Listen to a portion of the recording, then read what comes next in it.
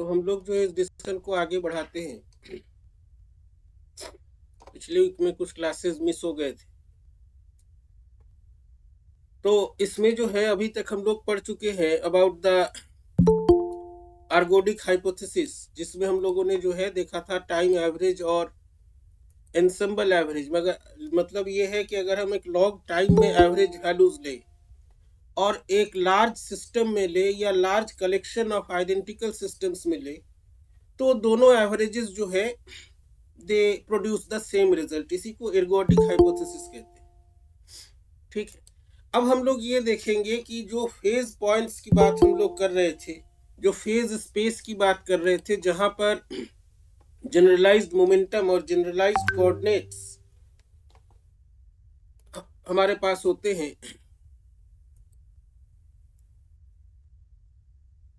Generalised momentum और generalised coordinates होते हैं हमारे पास। तो ये जो फेज पॉइंट्स है,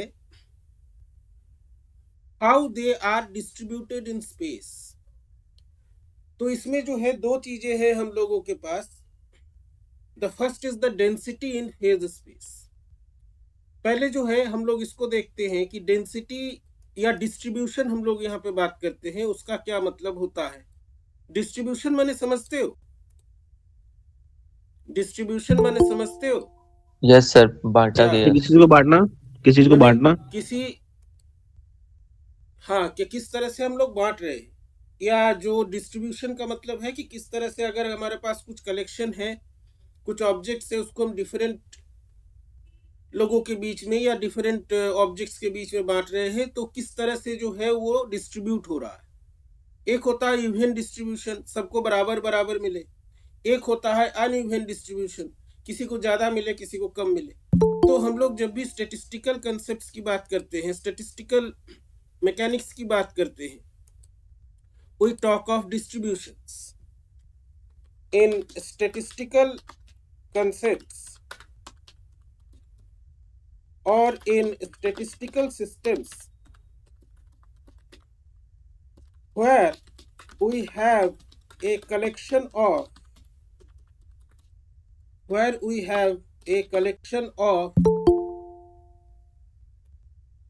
एक सेकंड रुक जाओ भाई।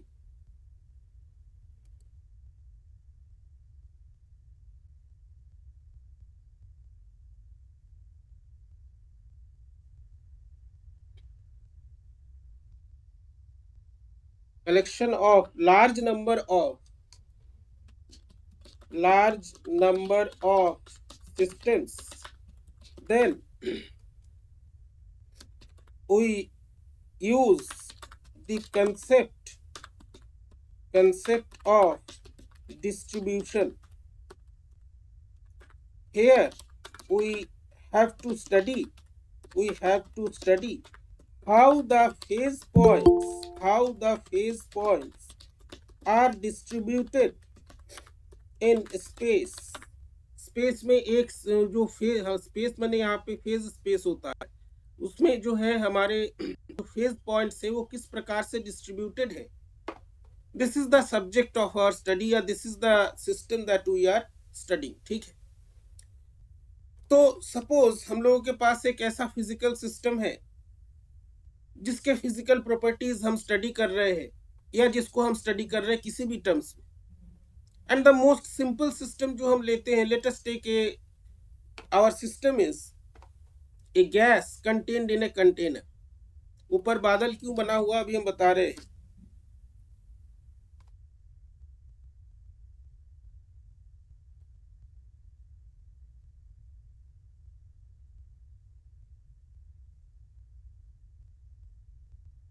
let us take the most simple system of a gas contained in a container। तो ये हर जगह ये हर जगह हम लोग गैस इसलिए लेते हैं कि जो गैसियस सिस्टम है that is a very interesting system. Gaseous system ऐसा होता है जहां पे पार्टिकल्स के बीच में जो है इंटरेक्शन बहुत कम होता है, they are almost free, and it is also a very philosophical system. जैसे तुम्हारे आसपास हवा है, ठीक है, अब तुम्हारे हाथ में एक वो बैलून है जो बर्थडे में यूज करते हैं, लटकाते हैं बैलून, बैलून समझते हो ना? Hello, yes sir. अब उस बैलून में जो है तुम हवा भर दो, माने वो जो एयर है वो भर दो किसी भी तरीके से, पंप से या फूंक मार के। तो अब जो तुम्हारे पास, तुम्हारे आसपास जो वाइडली डिस्ट्रीब्यूटेड था वो एक वॉल्यूम में कंटेन्ड हो गया, एक वॉल्यूम में आ गया। तो दिस मीन्स कि तुमने जो है तुम्हारे आसपास जो एक बहुत बड़ा सा डिस्ट्रीब्यूशन था, बहुत कुछ था, उसको तुमने एक पर्टिकुलर वॉल्यूम में या स्पेस में जो है उसको कन्फाइन कर दिया। अब उसके साथ क्या हो रहा है, what is happening with that system? So it is a very interesting system and a very simple system. Gas contained in a container, तो हमारे पास ये एक सिंपल सा सिस्टम, ठीक है। तो हम लोग क्या करते हैं, हम लोगों ने हम लोगों ने यहाँ पे दो तरह का जो सिस्टम पढ़ा, दो तरह का एवरेजिंग पढ़ा। तो हम लोग यहाँ पे लेते हैं कि हमारे पास जो है इसी तरह के बहुत सारे आइडेंटिकल सिस्टम्स, माने सेम कंटेनर है, सेम गैसेस है, सेम गैस है, कंटेनर का शेप, वॉल्यूम सब कुछ सेम है, और ये जो है करीबन हमारे पास 1000 कंटेनर्स हैं जिसमें सेम शेप का है और सेम गैस भरा हुआ है। Then how to describe this system? We consider that we have a large collection of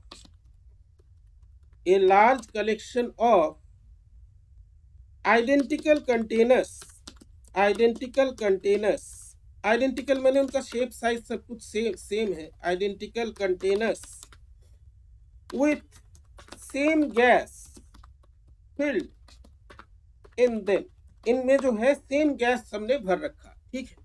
ये हमारे पास एक कलेक्शन है, बहुत सारे सिस्टम से सबका कलेक्शन।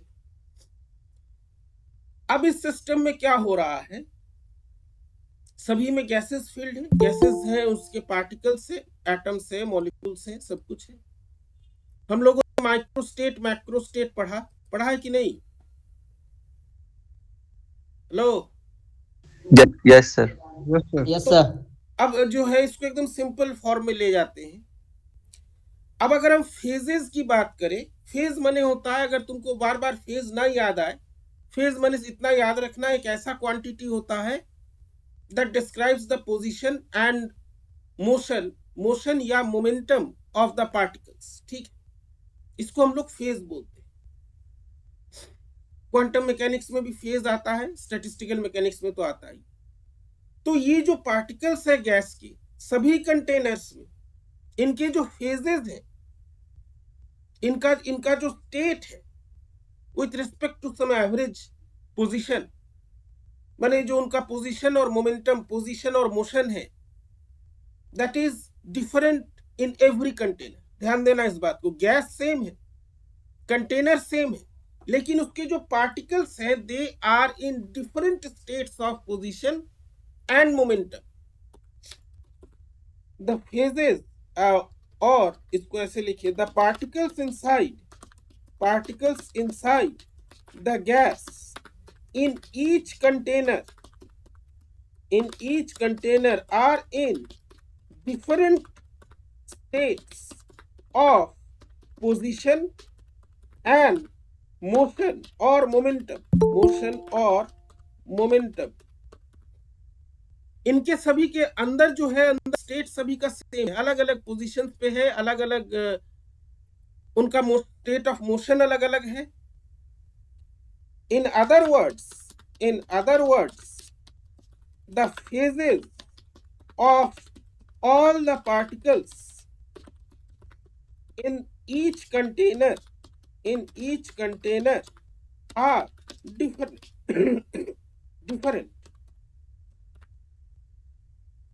The containers, या इसको, although the containers are same and the gases are same, and the gas is same in each container, same in each container. तो इनका जो इंटरनल स्टेट है, जो पार्टिकल्स हैं इसके अंदर, ये सब different states of position and momentum में। हम लोग काइनेटिक थ्योरी भी पढ़े हैं, तुम लोग पढ़े हो थर्मोडायनामिक्स में। जो पार्टिकल्स है वो they are always in a state of random motion. तो अगर हमारे पास 10 कंटेनर है, सब में ऑक्सीजन भरा हुआ है, सबका वॉल्यूम, सबका शेप सेम है, इंटरनल जो स्टेट ऑफ मोशन है, जो पार्टिकल्स का मोशन और पोजीशन है हर एक कंटेनर में, that may be different, that is not may be, that is always different. लेकिन बाहर से कुछ पता नहीं चल रहा, ठीक है। अब यहां पे हमको क्या देखना है, तो इसका क्या मतलब है कि अगर पोजीशन और मोमेंटम अलग अलग है, दिस मीन्स जो हमारे जनरलाइज्ड कोऑर्डिनेट्स हैं क्यू और पी, किसी भी इंस्टेंट पे ये डिफरेंट सिस्टम के लिए डिफरेंट है। और ये जो है, इसको अगर हम फेज स्पेस में, फेज स्पेस क्या होता है, दैट इज द स्पेस जहां पे हमारे कोऑर्डिनेट्स होते हैं पोजीशन एंड मोमेंटम। एक एक्सिस पोजीशन का होता है, एक एक्सिस मोमेंटम का होता है। किसी भी पॉइंट को हम जब वहां पे शो करते हैं, उसके दो कोऑर्डिनेट्स होते हैं, एक कोऑर्डिनेट जो है पोजीशन का होता है, एक कोऑर्डिनेट मोमेंटम का होता है, ठीक। ये हम लोग पढ़ चुके हैं।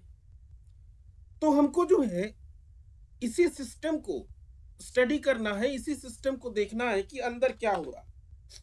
Thus, if we consider the situation in, एक मिनट रुक जाओ भाई,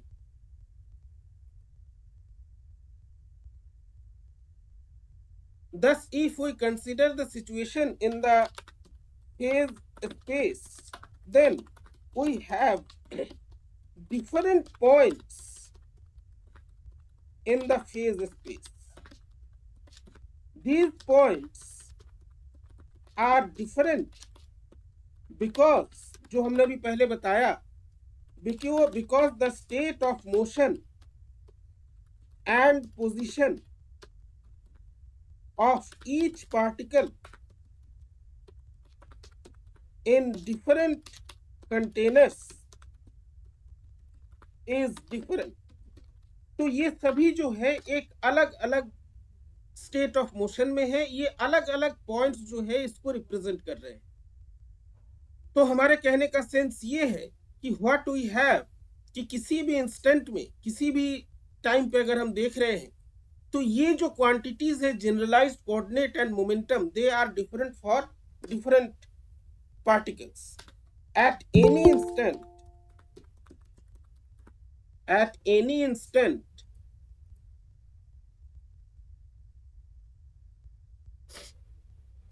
the values of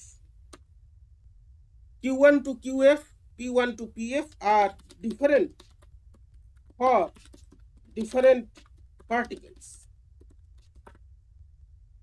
तो ये जो वैल्यूज है दे आर डिफरेंट, ठीक है। यहां तक कोई दिक्कत? No sir. तो ये जो डिफरेंट पॉइंट्स है, जैसे हम लोग कोऑर्डिनेट सिंपल कोऑर्डिनेट सिस्टम की बात करें, एक्स वाई कोऑर्डिनेट, उसमें अलग अलग अगर पॉइंट्स है, उनके एक्स और वाई कोऑर्डिनेट्स अलग अलग होते हैं। अगर हम फेज पॉइंट्स की बात करें, फेज स्पेस में कोऑर्डिनेट हमारा पोजीशन और मोमेंटम होता है।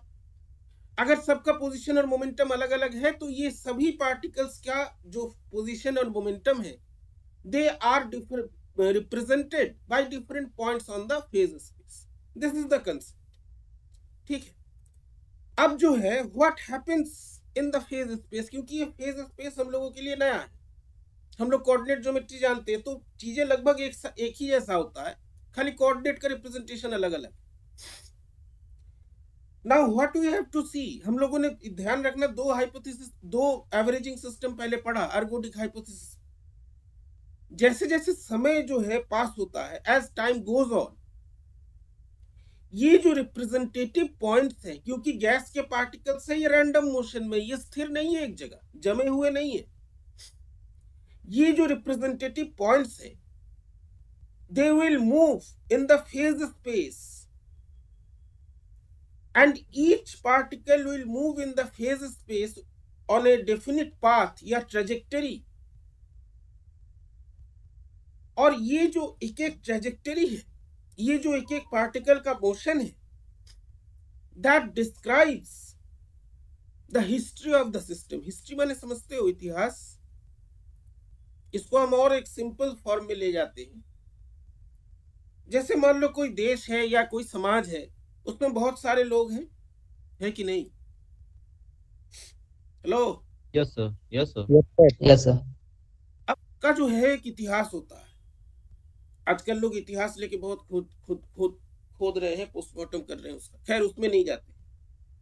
अब देखा जाए कि एक पर्टिकुलर समाज या एक पर्टिकुलर कलेक्शन का, जिसको हम लोग एंसेंबल बोलते हैं, उसमें लोग सब आइडेंटिकली है। अब उनका इंटरनल स्टेट हो सकता है अलग अलग। इंटरनल स्टेट बने जो पर्सनल चीजें, कि कोई गरीब है तो कोई जो है बहुत पैसे वाला है, कोई ताकतवर है, कोई कमजोर है, लेकिन एक कलेक्शन है बहुत सारे लोगों का, एक समाज है, जिसको कभी कभी एक जाति भी कहा जाता है। जाति से मेरा मतलब कास्ट को नहीं है। अब होता क्या है, अगर इसका इतिहास देखा जाए 200 साल पहले, तो 200 साल पहले ये कुछ था। इन द 200 years स्पैन, ये जो कलेक्शन है लोगों का, जिसको हम देश कह रहे हैं, समाज कह रहे हैं, जाति कह रहे हैं, व्हाटएवर, ये जो है इवॉल्व हुआ। एक समय में ये कुछ और था, अभी जाकर के ये कुछ और हुआ। कई बार सुनने को पढ़ने को मिलता है कि कुछ जातियां ऐसी थी जो पहले 200 साल या 300 साल पहले दे वर वॉरियर्स, वो जो है युद्ध करते थे, लेकिन कुछ समय के बाद दे इवॉल्व करने के बाद now they are in a different profession. उनका जो है अब स्टेट चेंज हो गया, because they are evolving in time. Similar चीज यहां पे हो रहा। ये जो कलेक्शन ऑफ पार्टिकल्स है, ये एक जगह जमा हुआ नहीं है। They are in a state of random motion. हम लोग मोमेंटम की बात कर रहे हैं। The collection of particles are in a state of random motion and thus in phase space each point having a definite value of position and momentum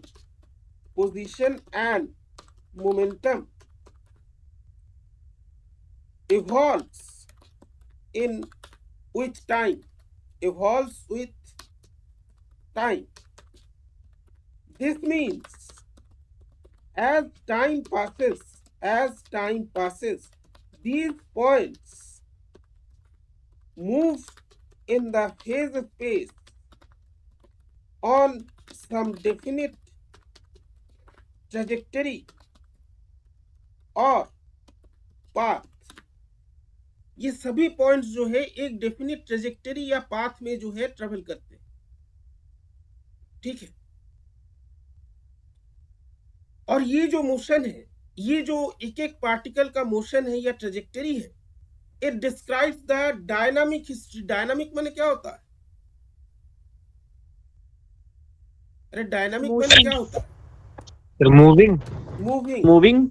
हाँ, the motion of each of the phase points, each of the points in the phase space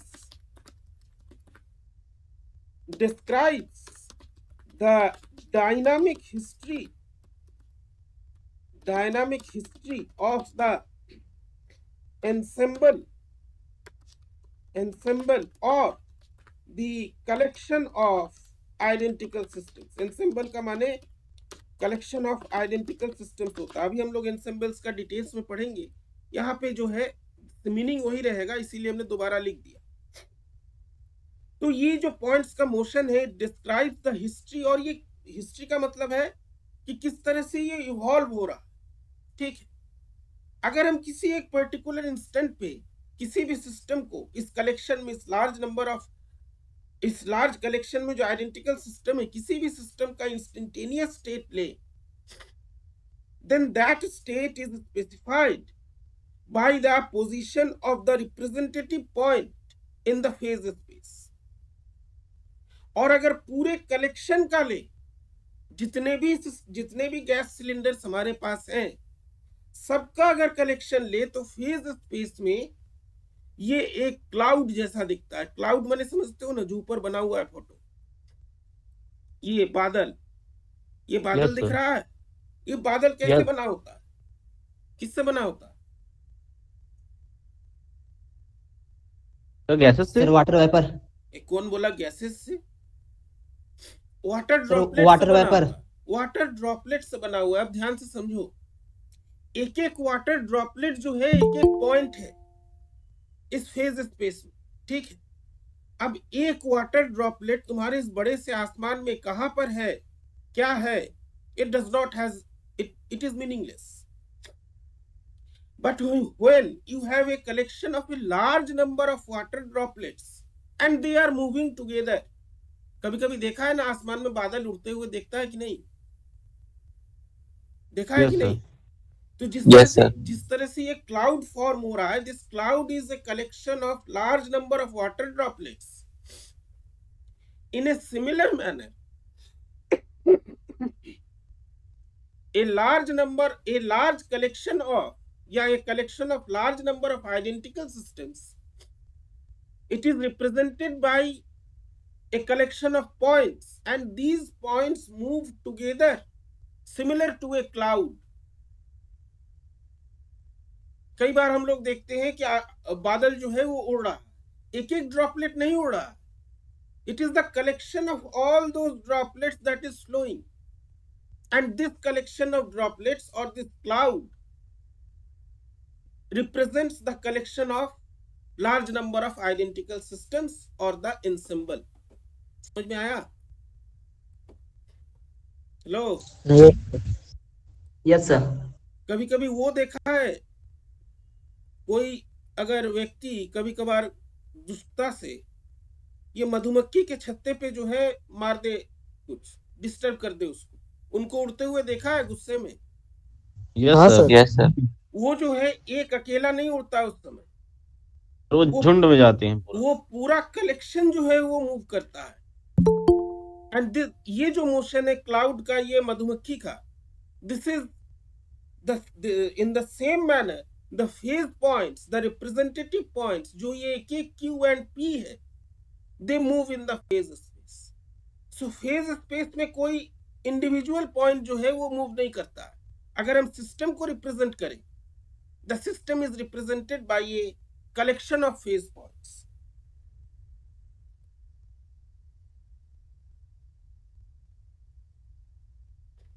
In phase space, the instantaneous state of any collection of large number of identical systems,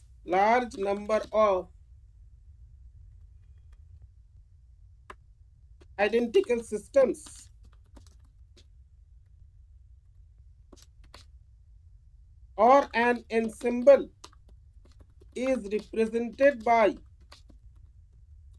a collection of phase points, which is also called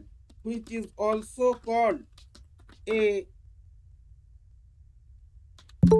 cloud of phase points. तो ये जो है इसको हम लोग cloud of phase points, या किसी किसी टेक्स्ट बुक में तुम देखोगे वहां पे एक वर्ड यूज किया जाता है, स्वार्म हम लिख देते हैं। स्वार्म मतलब होता है वही मधुमक्खी का जो कलेक्शन होता है, और ए फॉर्म ऑफ फेज पॉइंट्स। तो किसी भी सिस्टम को जब हम फेज स्पेस में रिप्रेजेंट करते हैं तो इन पॉइंट से रिप्रेजेंट करते हैं, and the entire system it is represented by a collection of phase points और a cloud of phase points. ठीक है, तो एक जो ये क्लाउड है जो तुमको फोटो में दिख रहा है, this is representing A collection of identical systems, A collection of identical systems और एन एंसेम्बल। तो यहाँ पे जैसे कई सारे, किसी भी बुक में तुम देख लेना, वहां पे मिलेगा जो ये जो फेज पॉइंट्स है, These phase points resemble as a cloud of dust or a swarm of bees that move, that are in motion, in accordance, that are undergoing motion, following some dynamic laws. इनके अपने कुछ नियम होते हैं motion के, उसी नियम को फॉलो करते हुए ये मूव करता है. The collection of phase points move in the phase space following some dynamical rules. और ये डायनामिकल रूल्स क्या है, डायनामिकल रूल्स क्या बताते हैं, हम लोग इसको देखेंगे नेक्स्ट सेक्शन में, जो कि हमारा है एनसेम्बल्स का, इसके बाद जो है. ठीक है, यहां तक किसी को कोई दिक्कत? No sir. ठीक है. No sir. तो जैसे हमने शुरू में ही बताया, स्टैटिस्टिकल सिस्टम का मतलब होता है we are interested in a large number of systems, और इनका जो इंटरनल स्टेट है, माने इनके अंदर जो पार्टिकल्स है, they may be in different states, they may be in different states of position and momentum. ठीक है. तो जब हम इसको रिप्रेजेंट करते, जैसे ये क्लाउड है, इसमें जो है it is a collection of large number of water droplets.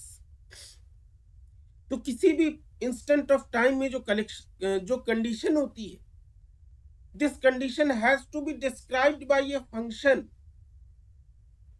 And this function, इस फंक्शन क्या हम बताएंगे, इस फंक्शन की रिक्वायरमेंट क्या है. ये जो फंक्शन है, इट शुड बी सच, ये ऐसा होना चाहिए कि ये फेज स्पेस में डेंसिटी को रिप्रेजेंट करे. किसके डेंसिटी को रिप्रेजेंट करे? ये डेंसिटी को रिप्रेजेंट करे, it should represent the density of the probability distribution. Probability distribution इससे पहले हम लोग थोड़ा सा देखिए, अभी फिर हम बताएंगे डिटेल्स में. प्रोबेबिलिटी डिस्ट्रीब्यूशन मैंने समझते हो, क्वांटम मैकेनिक्स तो पढ़ रहे हो, प्रोबेबिलिटी डिस्ट्रीब्यूशन समझते हो?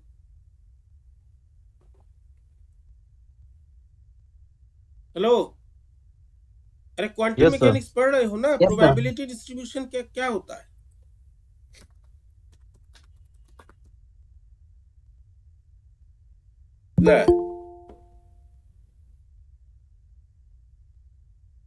प्रोबेबिलिटी डिस्ट्रीब्यूशन नहीं पढ़े हो तुम लोग अभी तक? सर किसी पोजीशन पे पार्टिकल के पाए जाने की प्रोबेबिलिटी तो सर. प्रोबेबिलिटी डेंसिटी के बोलते हैं. प्रोबेबिलिटी डिस्ट्रीब्यूशन का मतलब होता है, एकदम हम तुम जहां तक पढ़े हो, तुम्हारे एकदम सिंपल लैंग्वेज में बात कर रहे, डिफ्रैक्शन पैटर्न देखा है? Yes sir.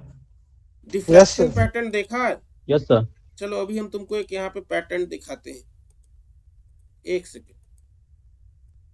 डिफ्रैक्शन पैटर्न जो है, let me first show you the diagram.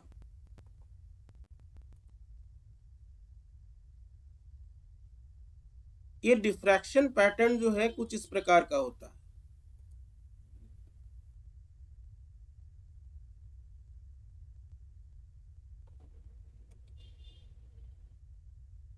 इस तरह का होता है ना? Hello, yes sir. Yes sir. इसमें ये जो सेंट्रल स्पॉट है, ये क्या बता रहा है? इलेक्ट्रॉन के पाए जाने का प्रोबेबिलिटी सबसे ज्यादा होगा. यहाँ पे जो है, हाँ, इलेक्ट्रॉन डिफ्रैक्शन की अगर बात करें तो यहाँ पर प्रोबेबिलिटी सबसे ज्यादा है. अगर हम ऑप्टिक्स की बात करें, यहाँ पे इंटेंसिटी सबसे ज्यादा है, यस सर.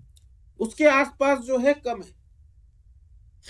तो ये जो है actually in a rough manner it is showing that at the centre the probability of finding the electron और the particle, it is maximum. वहां पे इंटेंसिटी सबसे ज्यादा है, और उसके बाद जो है प्रोबेबिलिटी कम होता जा रहा है. So this is a kind of probability distribution. ये बता रहा है किस रीजन में पार्टिकल के पाए जाने की प्रोबेबिलिटी सबसे ज्यादा है. ठीक है. तो यहाँ पे हम लोग फेज स्पेस की बात कर रहे हैं, सिमिलर सिस्टम्स हैं यहाँ पे.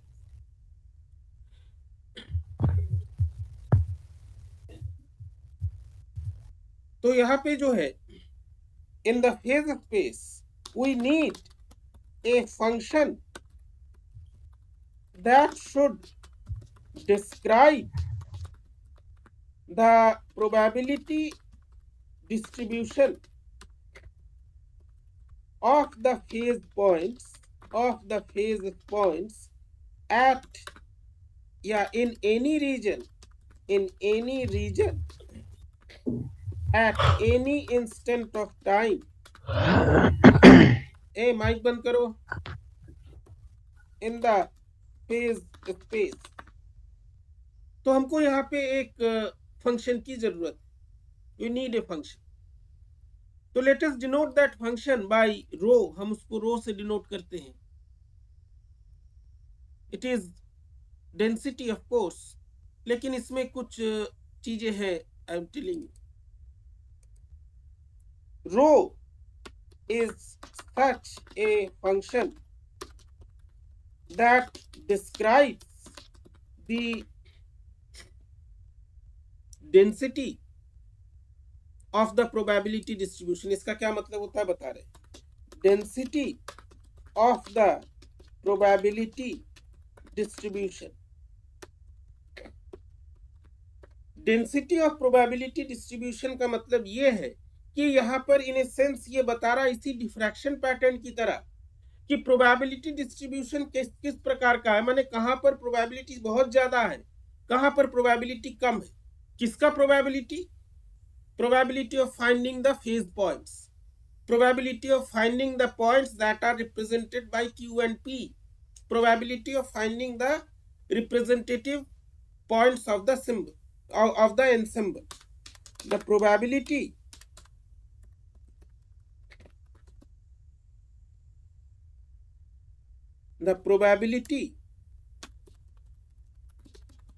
discussed here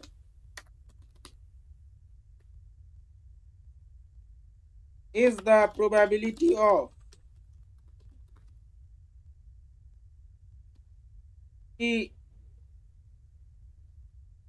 phase points या probability of the density of the phase points in the phase space that represent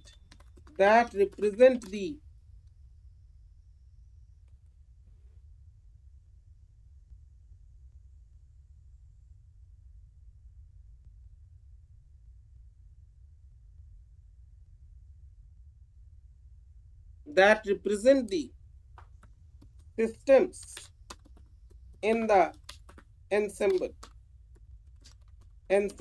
और collection. हम इसी के डेंसिटी की बात कर रहे हैं, इसी के प्रोबेबिलिटी की बात कर रहे हैं. ठीक है. तो यहाँ पर जो है हमको क्या करना होगा, हमको व्हाट वी नीड कि ये तो फंक्शन हमारे पास है. रो जो है अभी हम लिख दे रहे हैं in the most simple manner. अगर हम कहें rho gives the number of states per unit volume of phase space, कि हमारा ये जो बड़ा सा फेज स्पेस है उसके पर यूनिट वॉल्यूम में कितने सारे स्टेट्स हैं, कितने सारे स्टेट्स बने, कितने सारे पॉइंट्स है, इसको रिप्रेजेंट कर रहा है. That is represented by rho. In the most simple sense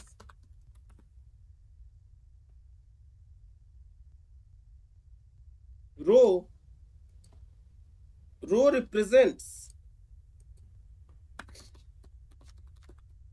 the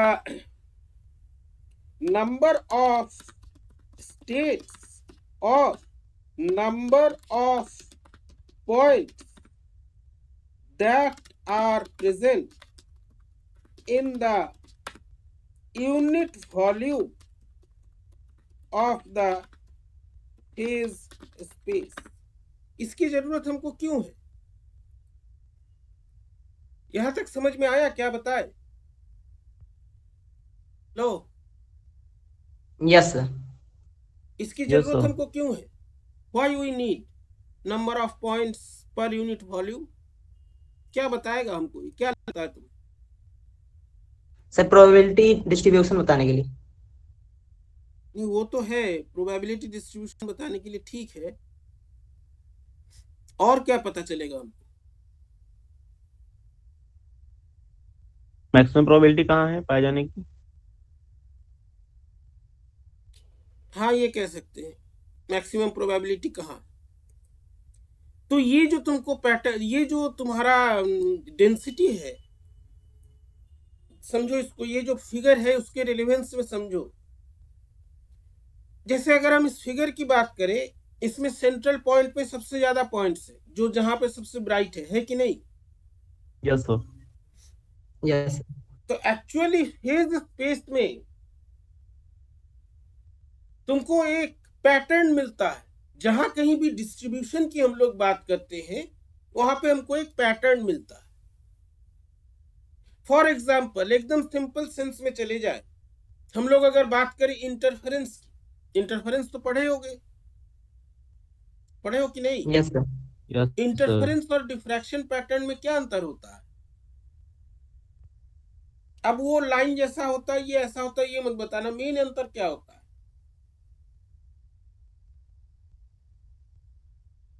उसमें सभी जो बनता है सर, सबकी इंटेंसिटी सेम रहती है, और इसमें सर डिफ्लेक्शन वाले में जो सेंट्रल रहता है उसकी ज्यादा रहती है, बाकी सब से सर डिक्रीज हाँ। कर दी जाती है।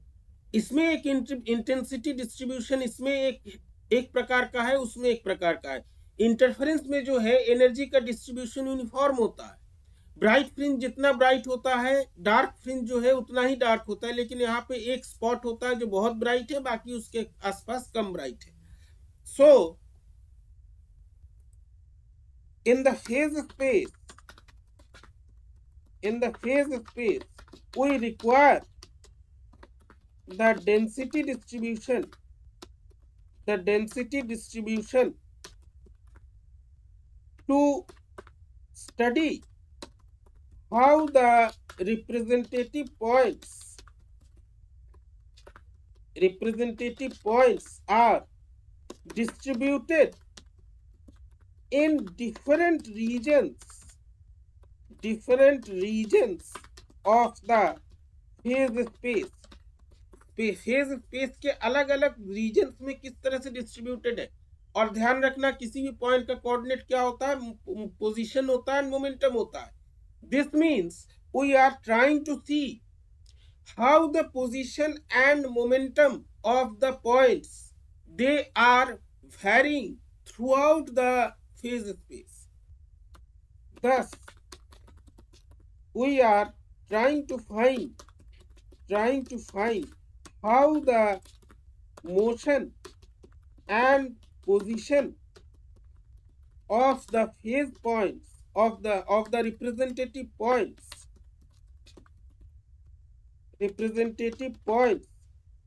vary throughout the phase space। Thus the density of probability distribution presents a pattern in phase space similar to the diffraction and interference pattern। अब एक चीज और यहाँ पे ध्यान देना, डिफ्रैक्शन और इंटरफेरेंस जो तुम लोग पढ़ते हो, ये वेव एस्पेक्ट से एक्सप्लेन होता है कि रे ऑप्टिक्स से? डिफ्रैक्शन और रे ऑप्टिक्स से। इससे वेव ऑप्टिक्स। एक चीज और ध्यान देना, वो वेव ऑप्टिक्स से, वेव जो है, वेव एक ऐसा क्वांटिटी है जिसमें रैंडमनेस होता है कि नहीं? यस सर यहाँ पे जो हमारे फेज पॉइंट्स हैं, ये डिस्ट्रीब्यूटेड है फेज स्पेस में, ये डिस्ट्रीब्यूटेड है थ्रू आउट द रीजन। यहाँ पर भी एक रैंडमनेस है, क्योंकि पार्टिकल्स जो है दे आर मूविंग रैंडमली, उनका पोजीशन और मोमेंटम रैंडमली वैरी कर रहा है। तो ये जो सारी चीजें हैं, डिफ्रैक्शन पैटर्न, ये डेंसिटी और probability distribution, they are applicable in any case where you have randomness. तुम क्वांटम मैकेनिक्स में जाओ, वहां पे पार्टिकल के साथ वेव चल रहा है, तुम लोग वहां पे बात करते हो प्रोबेबिलिटी डिस्ट्रीब्यूशन और उसका क्या कहते हैं, प्रोबेबिलिटी डिस्ट्रीब्यूशन का बात हम लोग वहां भी करते हैं, because the particle is associated with A wave. तो जहां कहीं भी ये वेव और रैंडमनेस जैसी चीजें हैं, दीज थिंग्स आर कॉमन। ठीक है, समझ में आया यहां तक? Yes sir. Yes sir. तो अगर हमारे पास एक, अब इसका मैथमेटिकल फॉर्मुलेशन में आते हैं कि अगर हमारे पास एक सिस्टम है जिसमें n पार्टिकल्स है, ठीक है, वी हैव ए सिस्टम, हमको ये पता है, और ये रैंडमनेस कहां पे आता है? जहां पे हमको कुछ चीजें पता नहीं होती। कैसे नहीं होती है, देखो आगे। सपोज हमारे पास एक सिस्टम है जिसमें n पार्टिकल्स, ठीक है, हमको बस ये पता है n पार्टिकल्स। हम कभी भी एग्जैक्टली नहीं बता सकते कि इसका स्टेट क्या है। हम लोग एक बता सकते हैं, हम लोग जहां कहीं भी हमारे पास एग्जैक्टनेस नहीं होता, डिटर्मिनेंसी नहीं होता है, वी टॉक ऑफ प्रोबेबिलिटीज। ठीक है, तो हम लोग वहां पे बता सकते हैं with some probability that this n particle system is one of the points in the phase space। लेकिन वो पॉइंट कहां पर है, ये पॉइंट कैसा है, इस पॉइंट का बाकी चीजें क्या है, वी डोंट नो। तो अब जो ये n पार्टिकल सिस्टम है, जिसके बारे में बस हमको ये पता है कि it is a system comprising of n particles, तो इस सिस्टम का आइडेंटिटी मेरे पास क्या है?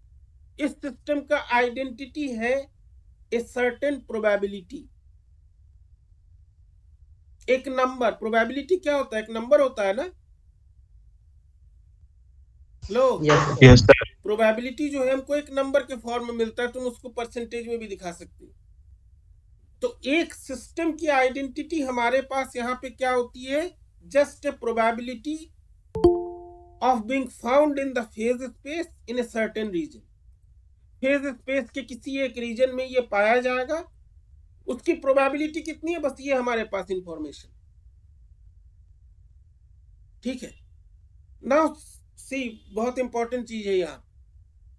तो हमारा जो अब ये फेज स्पेस हो गया, this phase space is a collection of probabilities. हर एक पॉइंट यहाँ पे क्या है? हर एक पॉइंट यहाँ पे एक प्रोबेबिलिटी है, एक नंबर है, because we don't know the exact situation of the system। हमारे पास एक सिलेंडर में गैस है, उसके हर एक पार्टिकल का मोशन, उसका डायरेक्शन क्या हमें नहीं मालूम।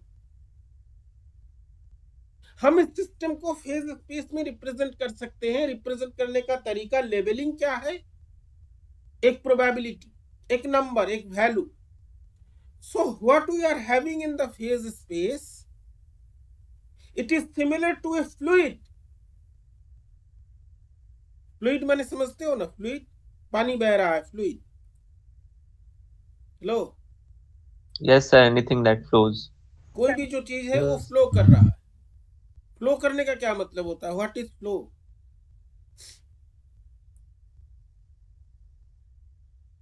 सर उसके पार्टिकल्स की पोजीशन चेंज हो रही है, पोजीशन मोमेंटम दोनों। पोजीशन मोमेंटम दोनों चेंज हो रहा है, तो वो फ्लो कर रहा है, उसको हम लोग कह रहे हैं वो फ्लो कर रहा है। कैन बी उसमें- motion.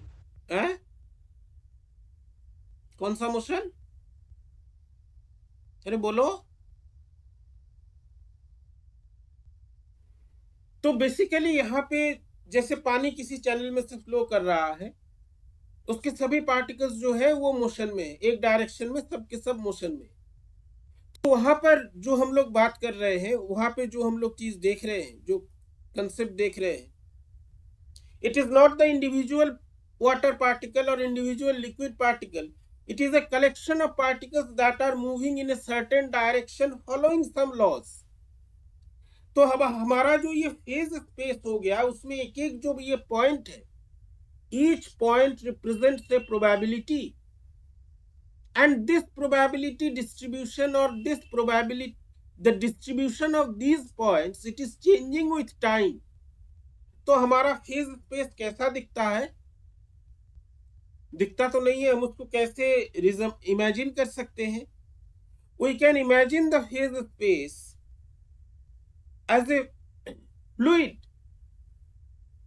as a fluid, where each particle of the fluid is a probability, and all these probabilities are changing with time. They are in motion, they are changing with time. वो एक particular path को follow करके motion करना. So this probability distribution in phase space is called a probability fluid that flows according to the laws of Hamiltonian dynamics या Hamiltonian motion जो हम लोगों ने इससे पहले पढ़ा.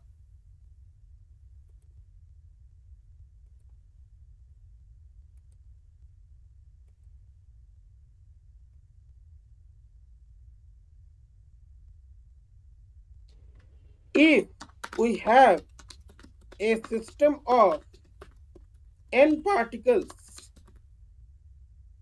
then what we know is that simply that the system has n particles. We do not know,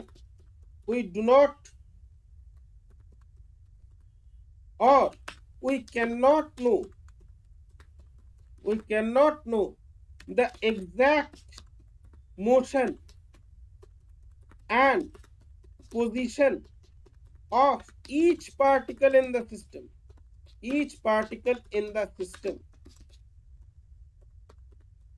Thus, in the phase space, we can represent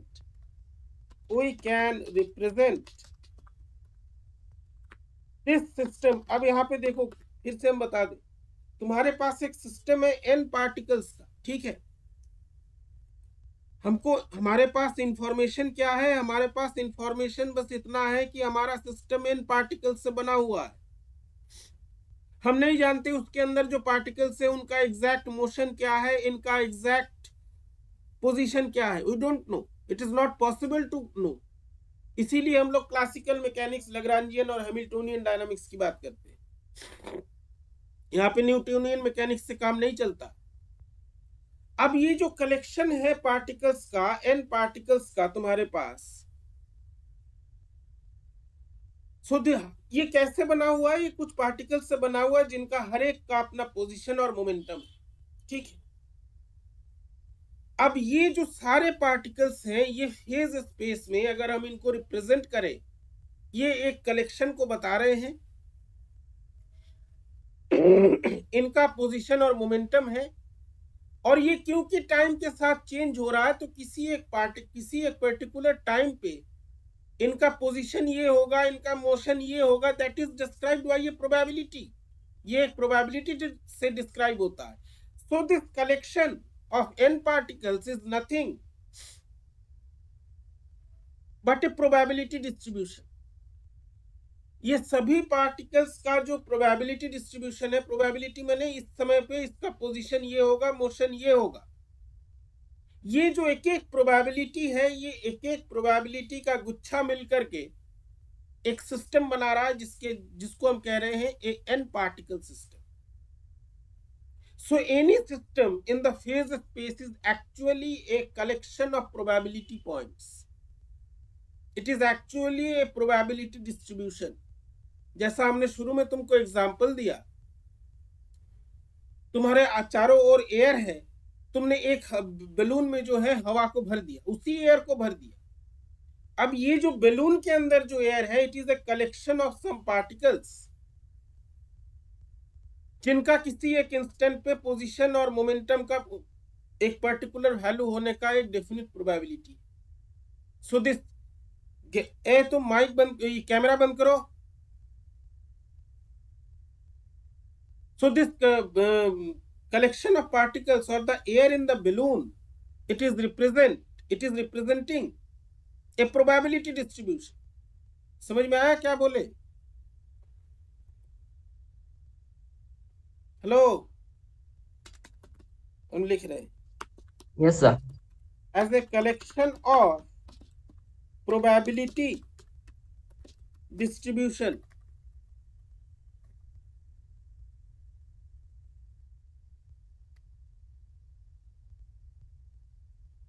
as a collection of probability distribution, any system in phase space is actually a collection of phase points which have definite probabilities of attaining a particular value of position and momentum. Since these points are continuously moving, so they are said to be representing a probability fluid that flows in the phase space following the rules of Hamiltonian dynamics. समझ में आया यहाँ तक? Hello, yes sir. Yes, sir. Yes, sir. तो this is what we are studying. अब थोड़ा सा जो है इसका मैथमेटिकल फॉर्मूलेशन बता दें, फिर तुम लोगों को बता देते हैं क्या करना है।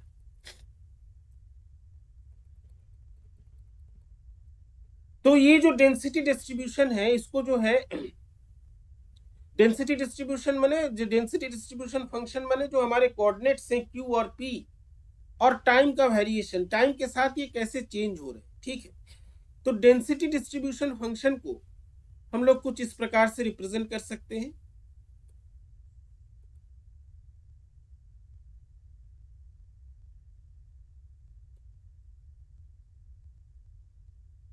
The density distribution function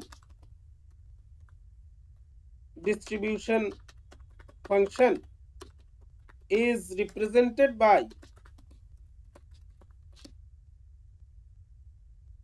तो यहाँ पे रो जो है फंक्शन है, यहाँ पे कौन कौन सी चीजें हैं हमारे पास, Q पोजीशन कोऑर्डिनेट्स है, मोमेंटम कोऑर्डिनेट्स है, टाइम, ठीक है। तो टाइम के साथ वेरी कर रहे हैं तो हम लोग टाइम लेकर के जो है चल रहे हैं, दिस इज टाइम। इसको हम सिंपली QPT से भी दिखा सकते हैं, ठीक है।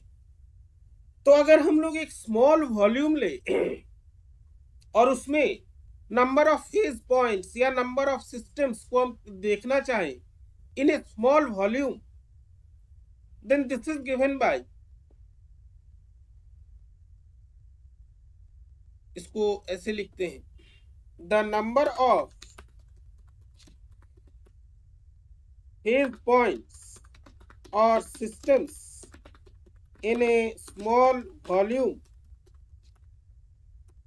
of the phase space is given by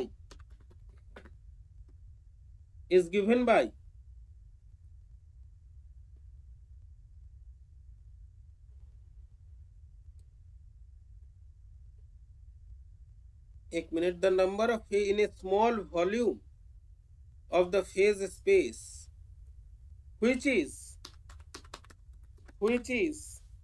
d tau जो है is the small volume element of the phase space, volume element है इसका, इसमें हमको नंबर ऑफ पॉइंट्स निकालने, ठीक है। तो नंबर ऑफ पॉइंट्स निकालने के लिए हम लोग क्या करेंगे, द नंबर ऑफ पॉइंट्स जो हम निकाल सकते हैं in the small volume is, in this volume the number of points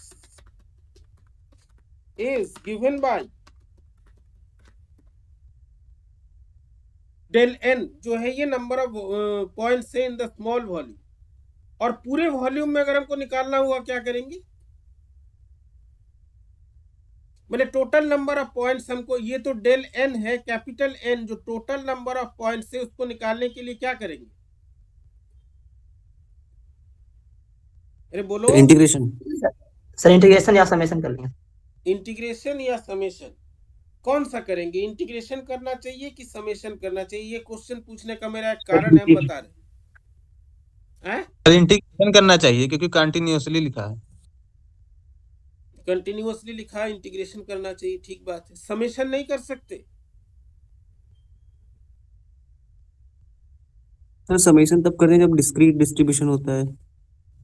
discrete distribution होता है, यहाँ पे डिस्ट्रीब्यूशन कंटिन्यूअस है इसलिए नहीं करेंगे। ठीक है, चलो ठीक है। तो यहाँ पे जो है, जो हमारा टोटल नंबर ऑफ पार्टिकल्स है, इन समेशन भी कर सकते हैं, उसमें बाद में आएंगे, बताएंगे क्यों। तो अगर यहाँ पे हमारा जो टोटल पॉपुलेशन n है, अगर ये बहुत बड़ा है, ठीक है, इट इज वेरी लार्ज, लाखों में है, तो ये जो रो और dn है, they in this situation they are varying continuously. ठीक है, तो ये समेशन या इंटीग्रेशन का चॉइस जो है, ये डिपेंड्स करता है कि हमारा सिस्टम किस प्रकार का है, जो कलेक्शन है वो किस प्रकार का है। If the collection is very large or the value n is very large, then जो हमारा ये रो है,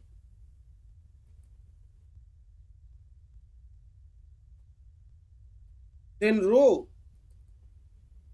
and हम यहाँ पे dn ही लिख रहे हैं, रो and dn are supposed to vary continuously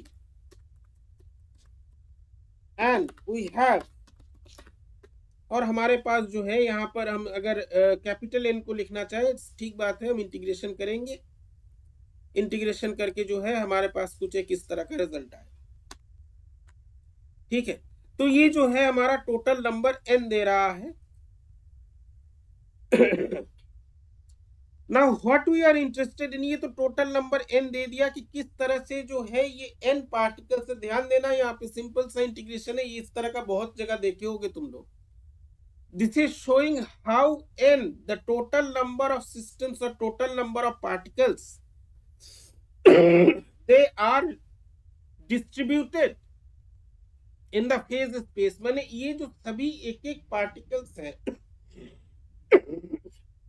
इनका पोजीशन और मोमेंटम किस तरह से ये पोजीशन और मोमेंटम को एक्वायर किए, इसीलिए इसको डिस्ट्रीब्यूशन बोलते हैं। ठीक है, डिस्ट्रीब्यूशन से जो है हमको क्या मिलता है, this distribution enables us to find out the average value of different properties, mechanical हो या कोई भी प्रॉपर्टी। ठीक है, अगर हम प्रोबेबिलिटी की डेफिनेशन ले, ध्यान देना यहाँ पे, प्रोबेबिलिटी की डेफिनेशन ले, प्रोबेबिलिटी का क्या डेफिनेशन होता है, प्रोबेबिलिटी कैसे निकालते हो? Sir, number outcomes upon number of total outcomes. Total outcomes कितने हो सकते हैं, कितने हैं सॉरी, और क्या हो सकता है। जैसे तुम कोई डाइस को थ्रो करते हो तो कितने आउटकम्स है, 6 आउटकम्स, उसमें से एक एक के आने की प्रोबेबिलिटी 1/6 होती। ठीक, अब यहाँ पे है, बस ये समझ लो ध्यान से, ये डेफिनेशन है प्रोबेबिलिटी की। ठीक है, अब अगर हमको कोई ये कहे कि we have total number of points n, जो कि तुमने अभी निकाला, the probability per unit volume of finding the phase point, या किसी फेज पॉइंट के एक यूनिट वॉल्यूम में पाए जाने की प्रोबेबिलिटी कितनी है। How can we find this probability, कैसे हम निकाल सकते हैं? If we are asked to find the probability of finding the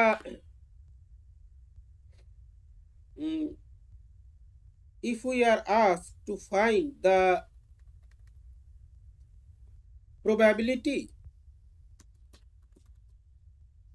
of finding the phase point in a particular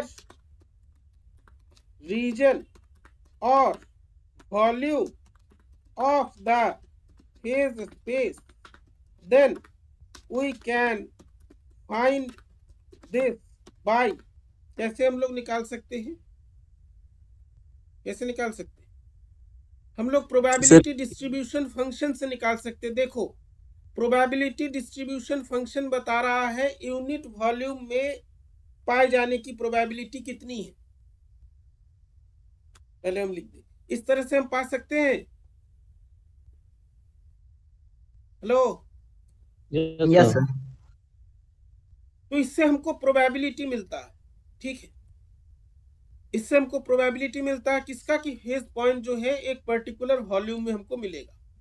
अब ये प्रोबेबिलिटी से हमको क्या मिलता है, हम लोग क्या क्या कैलकुलेट कर सकते हैं, ये जो हम लोग आगे वाले क्लास में देखेंगे।